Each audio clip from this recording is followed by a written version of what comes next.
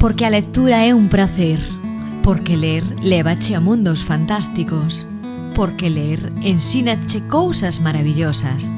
Porque ler faiche crecer e aprender. Ven a coñecer a Librería Ler na Pobra do Caramiñal. As últimas novidades editoriais. Todo o que precisas en material escolar e de oficina. O mellor trato atoparalo na Librería Ler. Estamos na Rúa da Paz, no teléfono 981 83 0245. A Librería Ler da Pobra do Caramiñal patrocina este programa.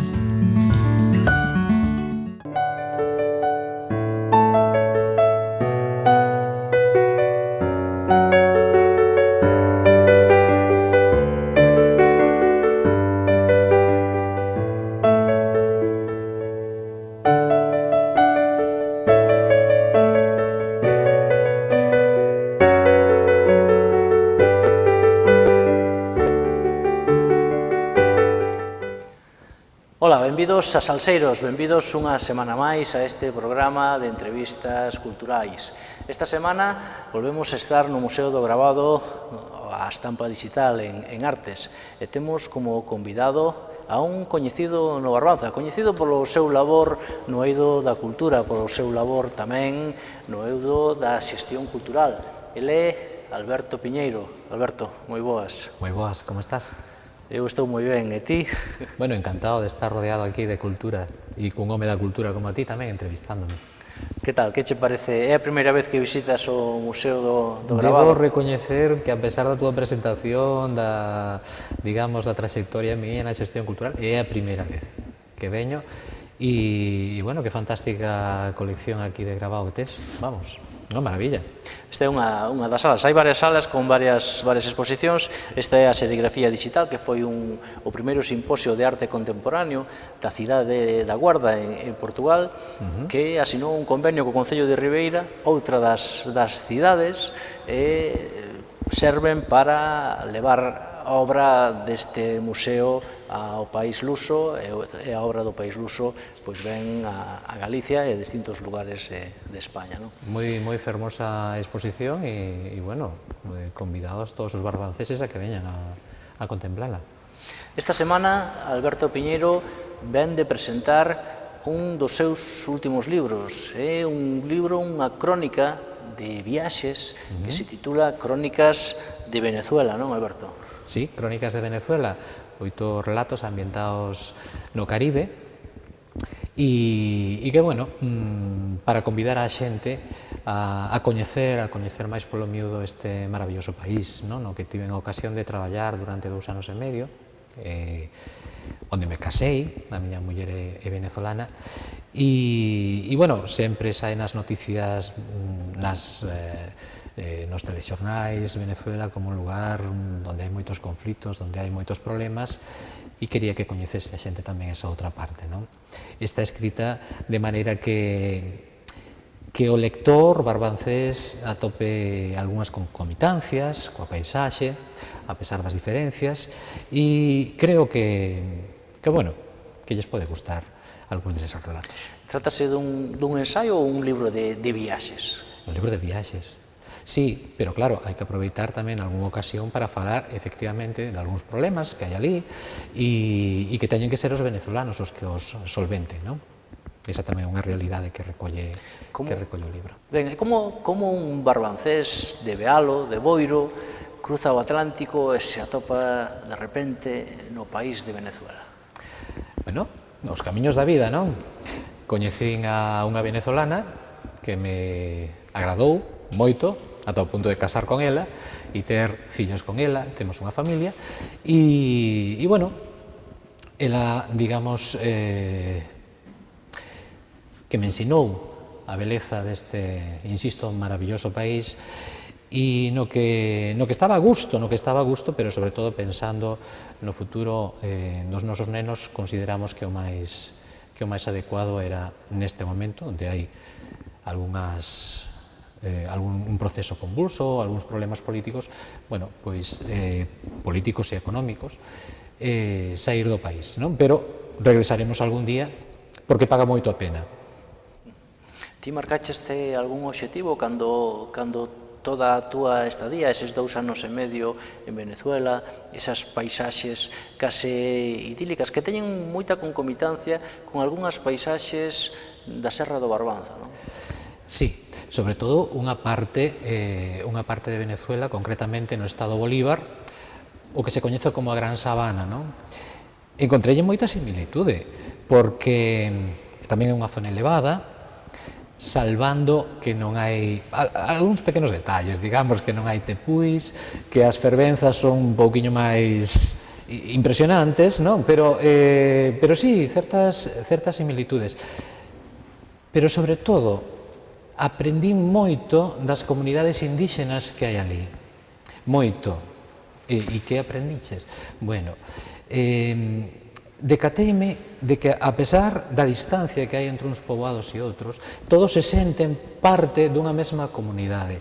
E vouche poñer un exemplo. Eu vin un tríptico no que aparecían paisaxes, no que aparecían restos arqueolóxicos de 3 países distintos, da Guyana, de Venezuela e do Brasil, que comparten todo o que é a zona de Roraima, do Tepuy Roraima e da Gran Sabana, non?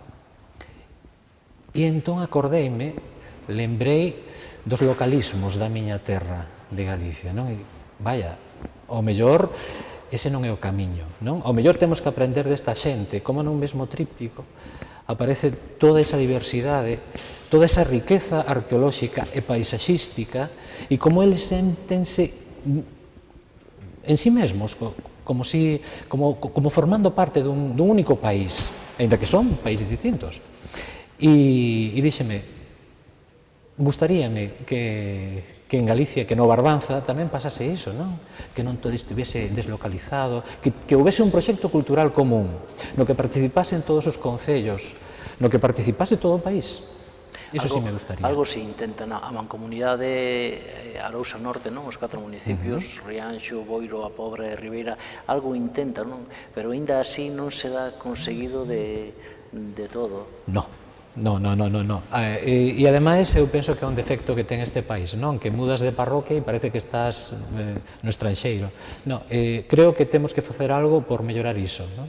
E diso aprendín, repito, nestas comunidades de indios Pemón, que andabas 200 kilómetros e estabas nunha mesma comunidade, sentían que tiñan un proxecto común. E iso me fascinou realmente, non? Unha das mellores cousas que teño coñecido na Gran Sabana. Que foi o que máis te impresionou cando chegaches a Venezuela? Quizáis as paisaxes, ou ti tamén eres filólogo de clásicas, quizáis a lingua do ese español peculiar que ten Venezuela? Sí, máis que o español venezolano, que está enriquecido por todas esas linguas indígenas que aportan palabras, términos, dende o cumanagoto, as linguas taínas, e, bueno, se falamos de comunidades, os guarao, os guayú, os pemón, etc., non? Temos palabras tan usadas en Venezuela como pode ser, non sei, os tequeños, moi populares, unha comida moi popular, a arepa, quizáis o seu plato máis característico, as hallacas, etc., un léxico moi característico, pero, dende logo, o que máis me chamou a atención foi a pervivencia de linguas indígenas que van esmorecendo pouco a pouco, pero que continúan falándose, non? É como un auténtico museo filolóxico Venezuela, e riquísimo, ademais.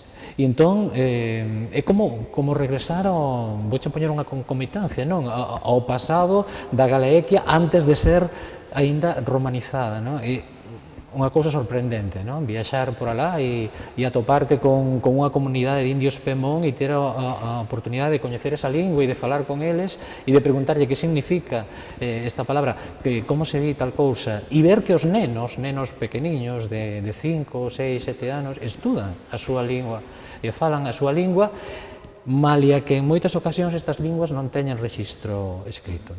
Non se estudan nunha escola, Algúnas sí, pero hai tantas, porque realmente hai moitas, e hai algunhas que teñen moi poucos falantes e que están desaparecendo, por iso che digo que, e aquí queixámonos de que non nos lembramos dos nomes das partes do carro, non? Pois imagina un país que está perdendo linguas porque as vai perder moitas delas, pero bueno, en algún caso, nas que son máis faladas, sí que se está facendo un esforzo, que me consta que están facendo un esforzo por evitar esa perda, non? No libro, nunha das partes, titúlase Tras los pasos de Alexander von Humboldt, non? Que relación tivo este personaxe, von Humboldt, con Venezuela? E que pegada deixou no país? Porque é un dos capítulos, quizáis, que a xente que se pode acercar ao libro, que máis lle pode chamar a atención, non? Do que, cando vai a visitar Venezuela, se vai a topar partindo dese capítulo do teu libro. Sí, ese é o segundo capítulo. Este é un naturista, un home da ciencia que fixo moitas aportacións, non só na bioloxía, na zooloxía, na xeografía, en moitos campos, non? Pero sí que hai algo en común no sentido de que el partiu dende a Coruña, partiu dende Galicia para coñecer o Novo Mundo, e chegou á cidade de Cumaná, que é a cidade máis antiga de América do Sur, non? A cidade máis antiga das que hai no continente. Entón, quixen seguir os seus pasos, é dicir, cheguei a Cumaná e a partir de Cumaná fun por aqueles lugares que el narra que visitou, que coñeceu, Cumanacoa, San Antonio de Cocollar, Caripe, a Cova do Guácharo, etc. El deu a coñecer ao mundo moitos destes lugares. En concreto, por exemplo, a Cova do Guácharo, que é un lugar fascinante, que aparece mencionado por Xulio Verne no Viaxe ao centro da Terra, nesta novela tan coñecida, non?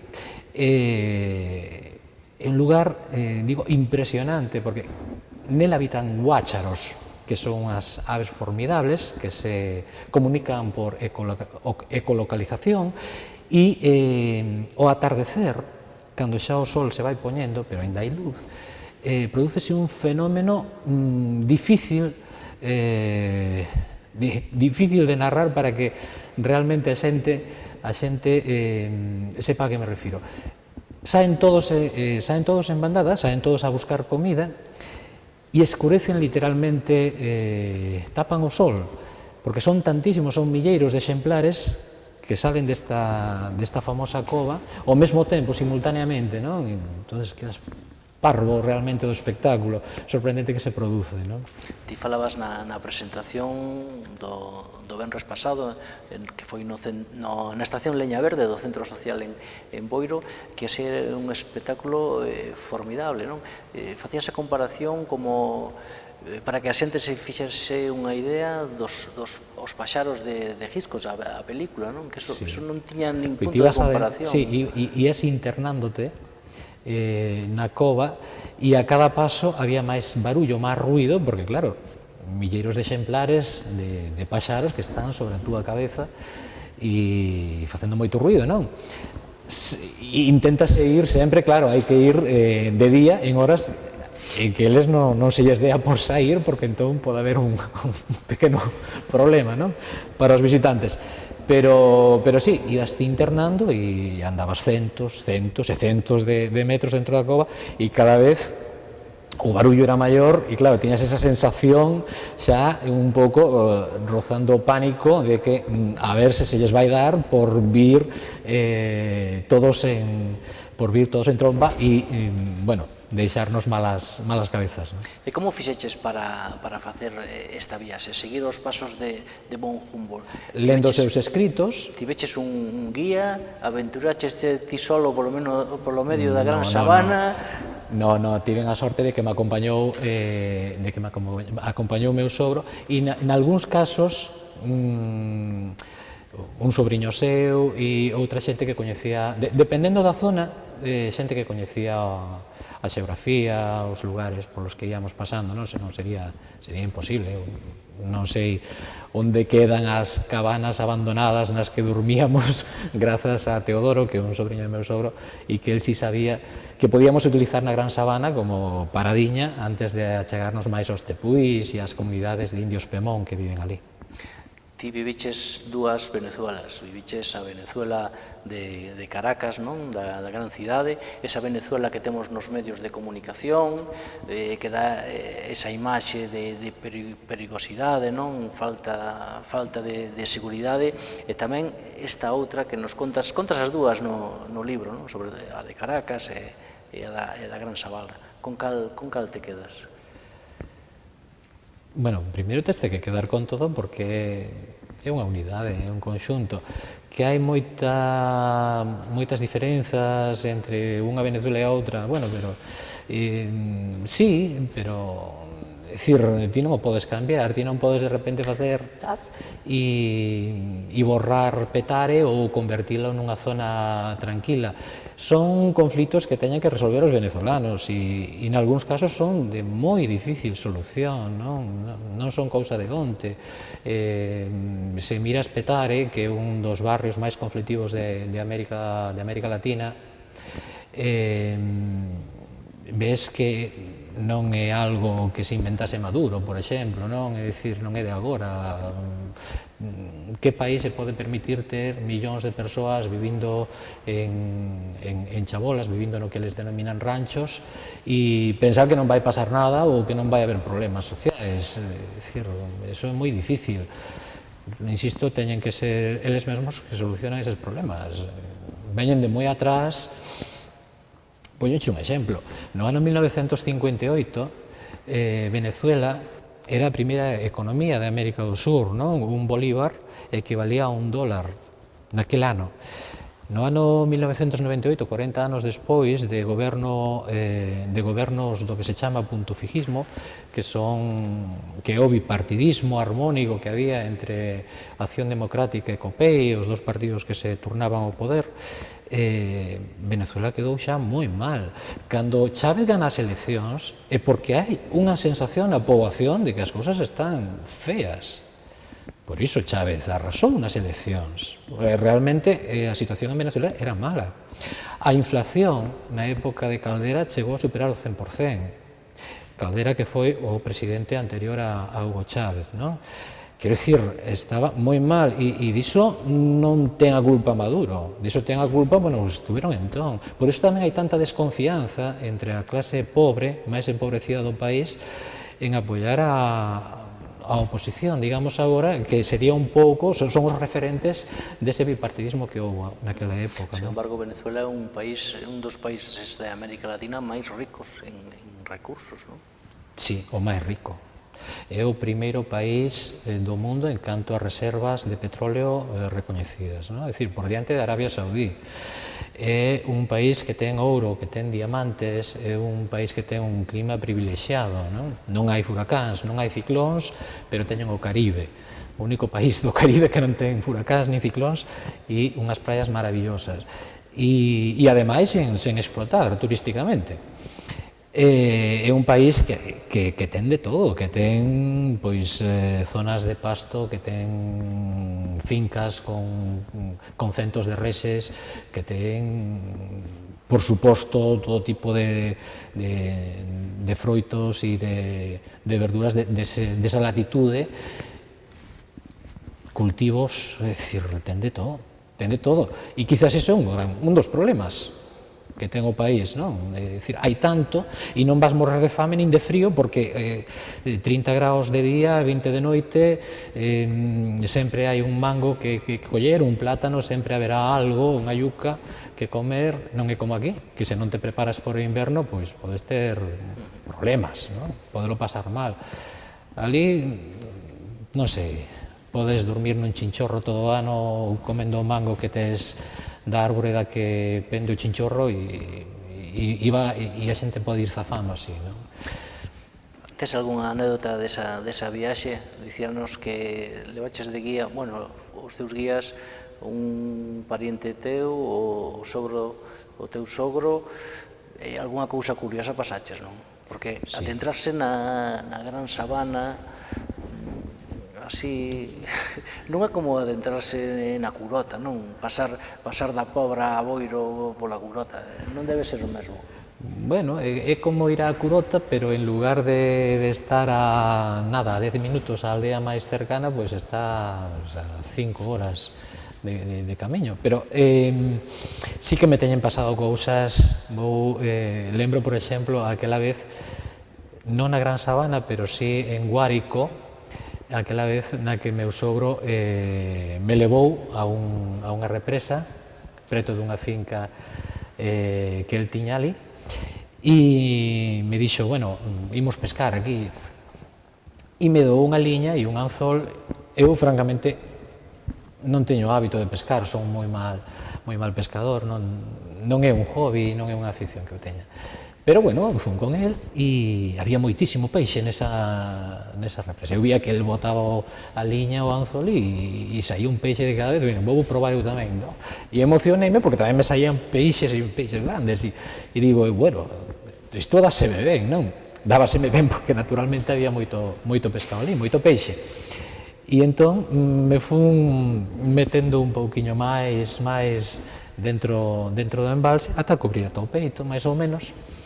E eu vía que meu sogro se quedaba atrás, que non se movía de onde ele estaba, e bueno, a auga era un pouquiño escura, un pouquiño turbia, non vías o que había debaixo nos pés, pero unha temperatura perfecta, estabas moi cómodo na auga, e bueno, eu ali encantado.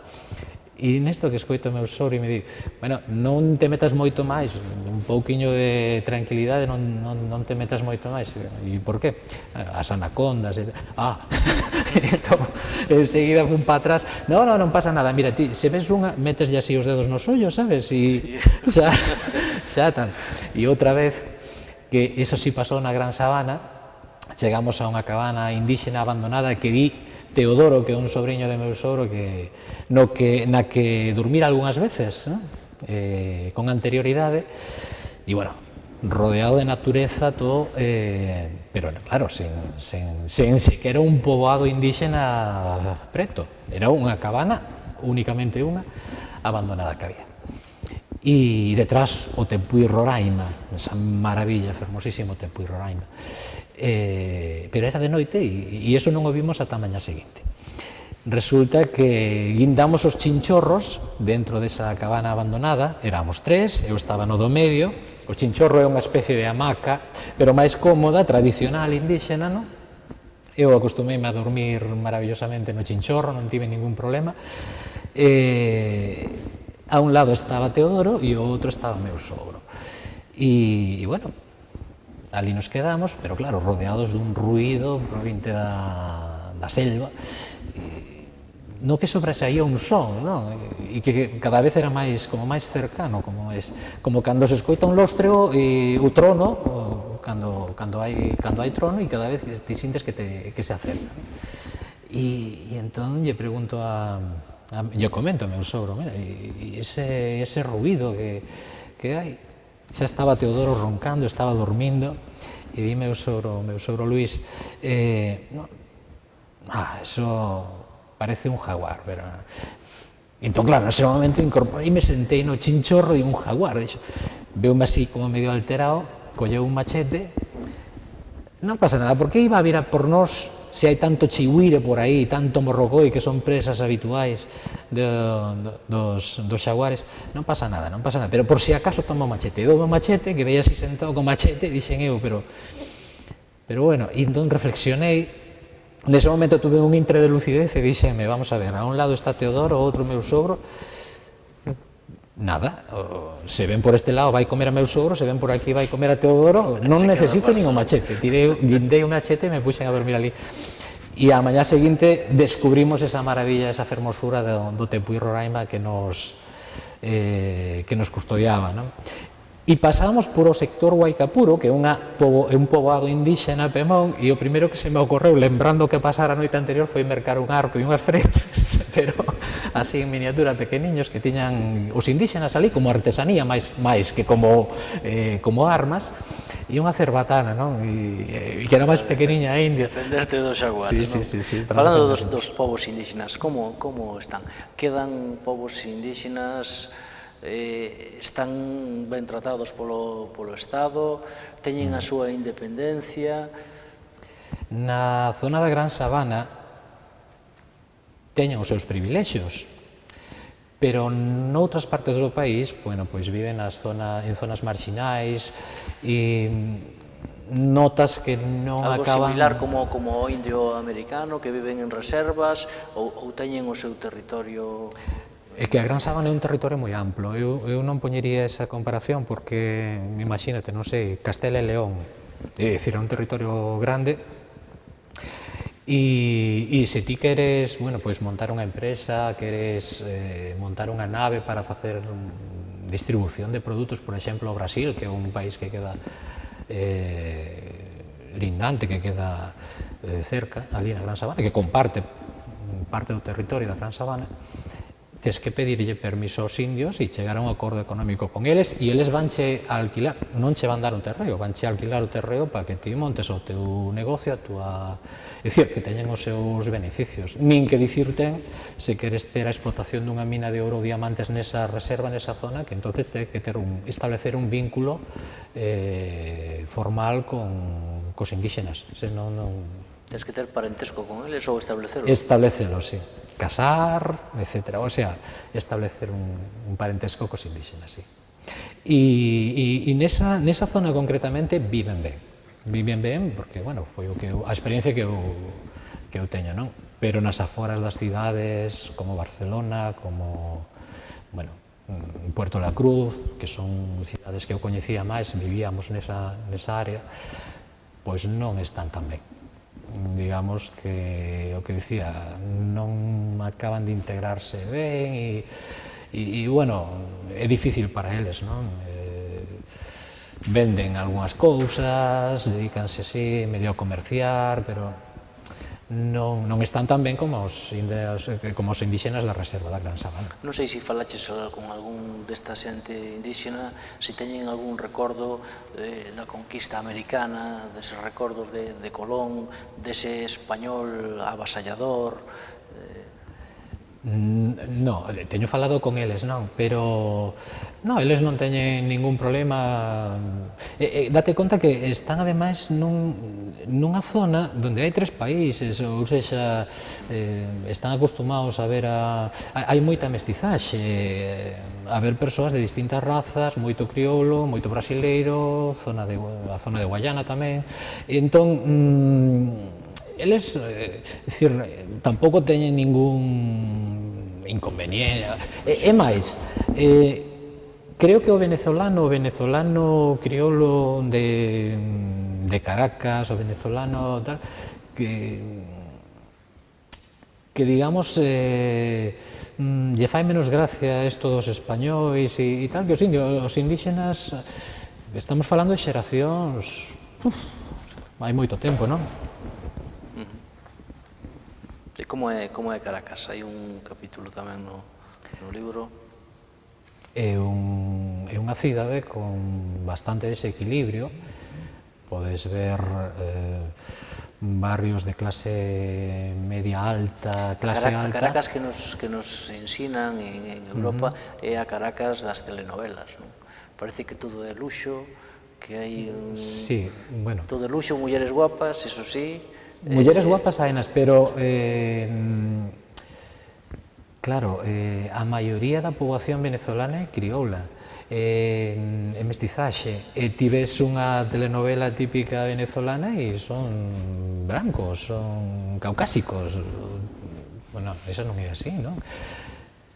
E estaba comentando que hai zonas residenciais de clase media alta separados por medio dunha avenida ou dunha autopista de barrios marxinais, o sea, simplemente cruzar a avenida e encontraste noutro mundo, auténticamente noutro mundo, ¿no? E bueno, un desequilibrio que insisto, terán que solucionar eles, non queda outra. Eu tampouco teño motivos para queixarme, sabes? Non vou falar moi mal da miña experiencia porque non teño motivos para queixarme. Tiñamos os dous, a miña muller e máis eu, bons traballos. Cando decidimos sair do país, decidímoslo máis ben pola familia, non porque a nosa situación ela rexentaba unha farmacia, un farmatodo, que é un establecemento onde non só se venden produtos farmacéuticos, senón tamén alimentos, etc. Entón, o que ás veces ves na televisión, que hai colas para conseguir determinados alimentos, iso non o tiñamos porque, claro, ela sempre guardaba algo para levar para casa, non? Entón, pero era o noso caso particular. Digamos que agora mesmo si hai problemas de desabastecemento e bueno, e problemas sobre todo, que eu creo que é o máis grave, de inseguridade. Problemas de inseguridade que leva habendo durante moitos anos, por outro lado. Falábamos antes ao principio da entrevista da lingua, non? Ti ves daqui falando galego ou falando un español castellano de Castilla, non? Castelán galego de Castelán de España, non?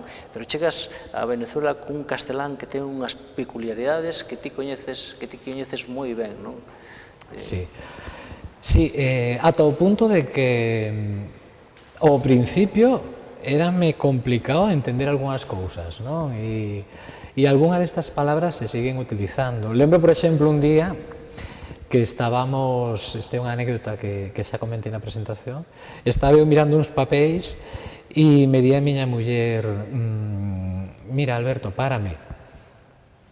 E eu mireina e non sabía a que se refería porque estaba quieta e o de párame soábame extraño e bueno, seguín mirando os papéis e me di, pero me estás parando e por que te vou ter que parar se estás quieta e tal.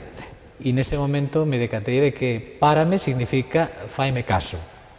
Párame, porque párate xa é outra cousa ben distinta. O día seguinte íamos no autobús, nun autobús público dende Barcelona a Puerto La Cruz, e me di a miña muller, cando xa chegábamos preto da parada, que era unha gasolineira, que en venezolano lle chaman bomba, non? Mira, Alberto, sí, párate. E eu pensei nese momento, vamos, sepárame, faime caso, párate, vería sendo faite caso a ti mesmo, que non sei moi ben como casaba nese contexto, pero insistiu porque eu non me movín, no, pero párate. E eu xa pensando, pero a que se refire con párate? E nese momento escoito detrás de min un home que gritaba bomba, porque nos autobuses en Venezuela hai que gritar, porque teñen a música moi alta, e entón, cando pides a parada gasolinera, tens que gritar. E ao seu lado, outro detrás, máis forte ainda, berraba bomba, e eu preguntaba a miña muller, pero que bomba? E dime, esa cal, a que está aí, que te tens que parar. E entón, nese momento, parou o autobús, parei a miña muller, pareime eu, e entón baixamos e quedamos xa preto da casa, que era onde vivíamos, non? E como eso, moitísimas outras cousas, non? Teñen unha maneira de falar peculiar e unha linguaxe moi influída non só polas linguas indígenas, senón tamén polo inglés, en particular polo inglés norteamericano, non? Como está? Atopachaste con algún galego? Diz que sempre hai algún galego en algunha parte do mundo. En Venezuela hai moitos. En Venezuela hai moitos, continúa habendo moitos. Houve algúns que regresaron nos últimos anos, pero continúa habendo moitos. Hai unha comunidade galega grande. En Puerto La Cruz hai un centro galego co seu hórreo e enseguida te das conta de que é un centro galego ainda que non poña centro galego, porque ti ves un hórreo nunha cidade na que non hai ningún outro, claro, ten que ser un centro galego. E bueno, imagina, dende cantas décadas hai galegos emigrados en Venezuela, moitísimos, moitísimas. Hai unha comunidade grande. Tamén hai moitos sirios, tamén hai moitos libaneses, tamén hai moitos, en xeral, italianos, portugueses. É un país composto por estranxeiros. en boa medida. Ti non eres un principiante como escritor, esta non é a túa primeira obra, non? Ti, ademais de poeta, un eido no que gañaches o premio Faustino Rei Romero alá en 2007, con Elexía María Mariño, e tes publicado xa algúns libros con referente aquí ao Barbanza, non? Como Os músicos de Boiro, ou do propio da túa parroquia, o San Ramón de Bealo, a Romería, aqueles 250 anos despois, alá polo ano 2008, ou a agricultura de sempre nos mercados de hoxe, non? Pero este último libro teu non ten nada que ver con todo o anterior. No, é algo máis persoal, pero ao mesmo tempo iso é un libro de viaxes para dar a coñecer un país fascinante e todos os proxectos anteriores eran ou ben consecuencia do traballo ou ben consecuencia de algún proxecto que había, que me falaron, eran encargos, por así decir, non? No caso que mencionaches, a agricultura de sempre nos mercados de hoxe foi un traballo feito para o Concello de Pontevedra en colaboración coa Cámara Municipal de Braga, en Portugal, parte do traballo, e os músicos de Boiro non foi algo remunerado, pero sí formaba parte deses cadernos culturais que se facían no Concello de Boiro, e o de San Ramón, bueno, pois como consecuencia da redacción da solicitude de festa de interese turístico que fixen eu, e entón, bueno, en consecuencia, despois sacouse o libro. Pero nesta ocasión, non, era algo que tiña ganas de contar as cousas que me pasaron, as comunidades que coñecín, as persoas, que aparecesen os seus nomes tamén, un pouco para que tamén os meus fillos saiban cando medren, que teñan ocasión de viaxar alá, bueno, que tamén eles son medio venezolanos e que coñezan as persoas que forman parte da nosa familia. Na presentación do libro estiveches acompañado por un amigo teu, Bernardo Gamallo Neira, non? Que é profesor e que fala un galego espléndido para vir de Venezuela e desenvolvese perfectamente, o igual que a túa muller, que tamén fala un galego. Aprenden rápido o galego, non? Nos non somos capaces de aprender tan rápido linguas indígenas. Sí, eu fui un colonizar a las sí que aprenden rápido, pero eles mesmos recoñecen que o galego para unha persoa que fala español, aínda que sea español venezolano, non é unha lingua complicada de aprender, non? E despois ves aquí xente que, bueno, que leva unha cantidad de anos tremenda en Galicia e que son de León ou que son e son incapaces, non, de aprendelo, pero para eles non. Como se pode unha persoa que nos ve nesta entrevista e quere mercar o teu libro, onde o pode atopar, como se pode... De momento estamos facendo algunhas presentacións, van a poder atopar en distintas librerías do Barbanza, non? Pero, bueno, por falta de tempo ainda non tiven ocasión de ocuparme da distribución e xa neste mes de marzo, pois, faremos chegar concretamente aqueles locais onde poderán mercar. Mercado. Ou senón, póñense en contacto contigo no Facebook. A través de min tamén, por suposto. Sí, pero bueno, para facilitarlle esas cousas.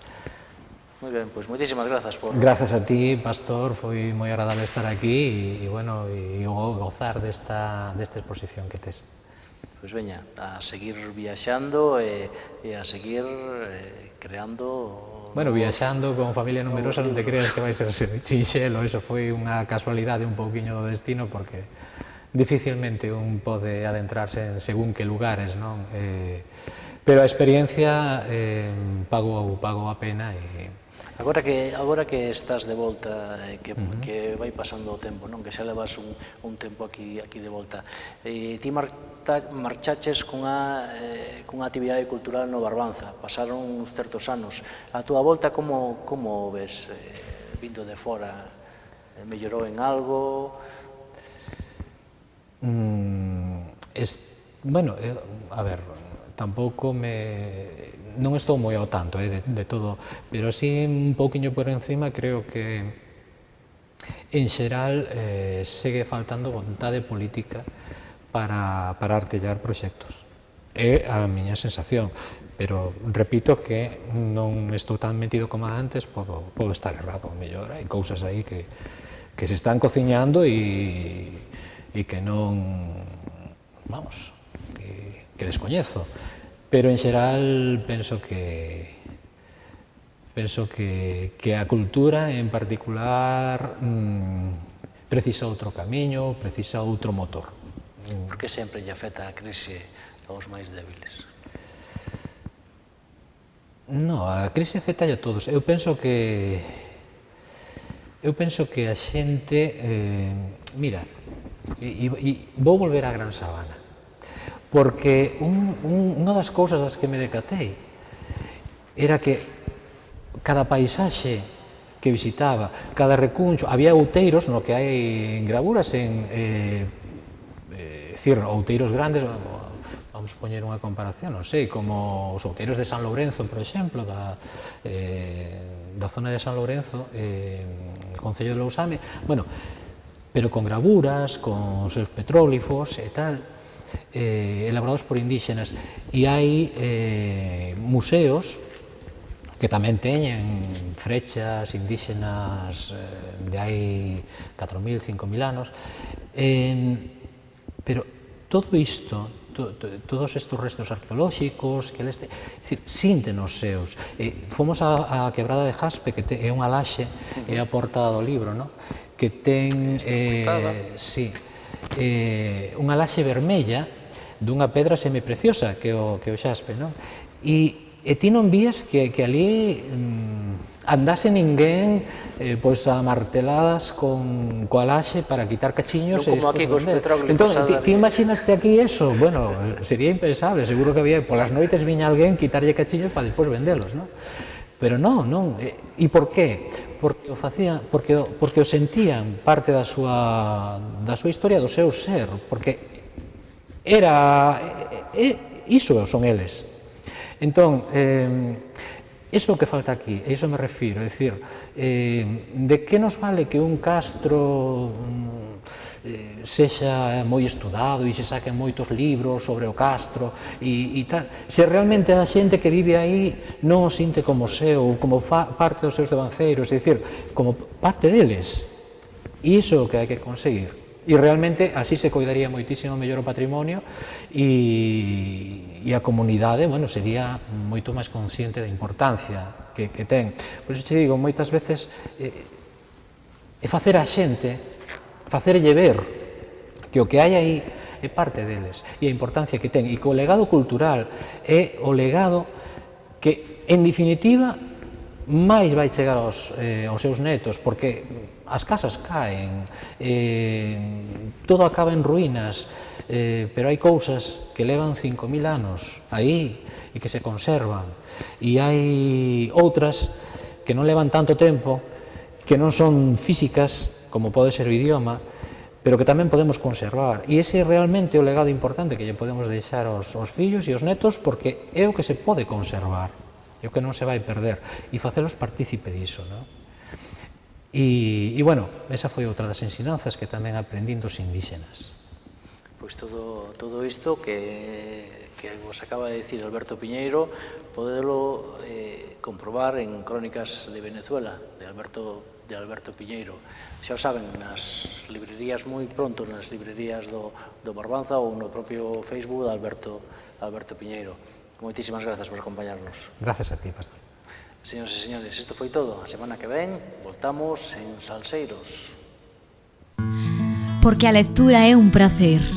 Porque ler lévache a mundos fantásticos. Porque ler ensínache cousas maravillosas. Porque ler faiche crecer e aprender. Ven a coñecer a Librería Ler na Pobra do Caramiñal. As últimas novidades editoriais. Todo o que precisas en material escolar e de oficina. O mellor trato atoparalo na Librería Ler.